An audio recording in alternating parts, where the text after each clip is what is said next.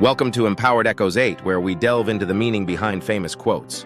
Explore influential words' context, history, and significance, and expand your understanding of the world. It is our way of explaining these famous quotes. The mind is its own place, and in itself can make a heaven of hell a hell of heaven. John Milton. This quote is from John Milton's epic poem Paradise Lost, and it describes the power of the mind to shape our experience of the world around us. Essentially, the quote is saying that our perception and interpretation of our circumstances can have a profound impact on our emotional state and overall well-being. When we are faced with difficult or challenging situations, we have a choice in how we respond to them. We can either dwell on the negative aspects and allow ourselves to become overwhelmed by fear, anxiety, or despair, or we can choose to focus on the positive and find ways to make the best of the situation. Similarly, even when things are going well, we can still find ways to create misery for ourselves by fixating on small setbacks or focusing on our flaws and shortcomings rather than our strengths and accomplishments. Ultimately, the quote is a reminder that we have more control over our own happiness and well-being than we may realize. By cultivating a positive and resilient mindset, we can find peace and contentment even in the midst of challenging circumstances, while a negative and self-defeating mindset can turn even the most idyllic surroundings into a living hell. Always do what you are afraid to do. Ralph Waldo Emerson. The expression can be deciphered in various ways, however the overall thought is to urge individuals to get out of their usual range of familiarity and stand up to their feelings of dread. Dread is a characteristic feeling that can be useful in guarding us, yet it can likewise keep us away from seeking after our objectives and dreams. By overcoming our feelings of trepidation, we can foster certainty, flexibility, and a feeling of achievement. It's critical to take note of that accomplishing something you're apprehensive about doesn't mean being wild or placing yourself in danger. It implies driving yourself to attempt new things, face challenges, and challenge yourself. For instance, on the off chance that you're anxious about open talking, you could fire by shouting out in little social scenes or rehearsing your discourse before a mirror. As you become more agreeable, you can continuously build the size of your crowd and the intricacy of your message. One of the advantages of confronting your apprehensions is that it can assist you with finding new qualities and interests that you never realized you had. It can likewise prompt self-improvement and mindfulness. Nonetheless, it's critical that progress requires some investment and that misfortunes and disappointments are an ordinary piece of the educational experience. In synopsis, this expression urges people to confront their apprehensions, get out of their usual range of familiarity, and seek after self-awareness and advancement. It's an update that our feelings of trepidation shouldn't keep us away from accomplishing our objectives and carrying on with our best lives. Instead of worrying about what you cannot control, shift your energy to what you can create. Roy T. Bennett. It urges people to concentrate and endeavors on things that are inside their control, instead of agonizing over things that are past their power. It's an update that we can't necessarily control outer conditions, however we have some control over our responses to them and the moves we make accordingly. Stressing over things that are unchangeable as far as we might be concerned can prompt pressure, uneasiness, and a feeling of defenselessness. It can likewise keep us from making a move and gaining ground towards our objectives. Moving our concentration to what we can make returns the capacity to our hands and permits us to channel our energy towards things that are useful and significant. Making something can take many structures, like fostering another expertise, chasing after a side interest, beginning a venture, or helping other people. By zeroing in on what we can make, we become proactive rather than responsive, and we can discover a feeling of direction and satisfaction.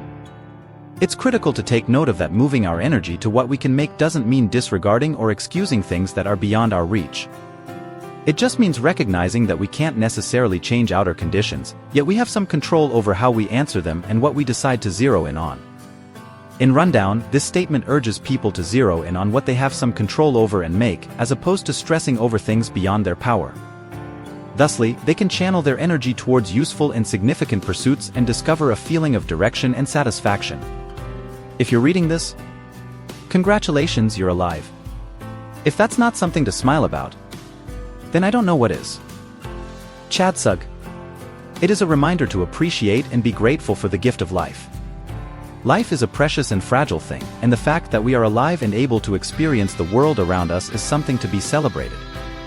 In our day-to-day lives, it's easy to get caught up in the stresses and challenges that we face, and we can sometimes lose sight of the bigger picture.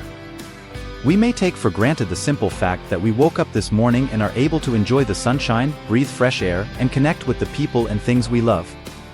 The quote encourages us to take a moment to pause, reflect, and appreciate the gift of life. It reminds us that every day is an opportunity to create new experiences, learn, grow, and make a positive impact on the world. It's important to note that being alive doesn't necessarily mean that life is always easy or enjoyable.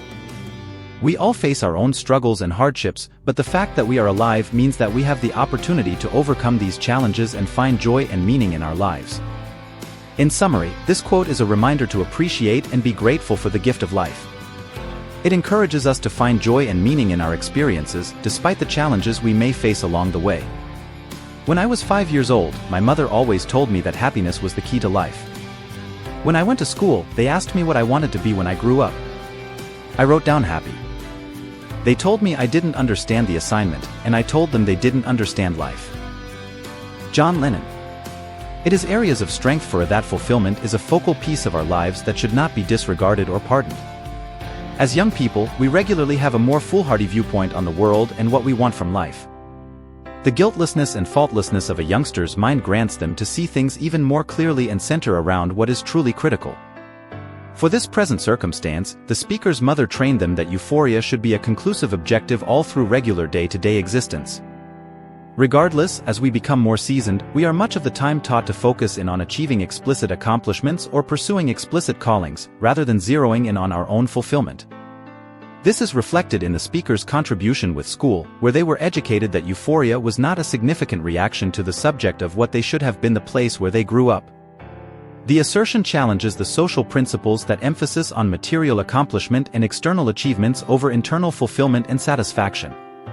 It prompts us that real advancement and satisfaction in life come from doing what makes us merry and fulfilled, rather than changing in accordance with others' suppositions or chasing after external markers of accomplishment. In frame, this assertion urges us to zero in on our own fulfillment and fulfillment all through regular daily existence, rather than acclimating to social suspicions or chasing after external markers of accomplishment. It's an idea to stay predictable with ourselves and to constantly recall the meaning of fulfillment in our lives. In conclusion, happiness, not material success, is the true key to a fulfilling life. The child's wise response to the question about his future aspirations highlights the importance of prioritizing happiness above societal expectations. While pursuing a career or achieving specific goals can bring satisfaction, true fulfillment comes from cultivating a sense of well-being and contentment within oneself. We hope you enjoyed this journey into the world of quotes. Remember, quotes are not just words on a page. They are powerful tools that can shape our thoughts and actions. Use them wisely. In the meantime, be sure to subscribe to our channel and share this video with your friends.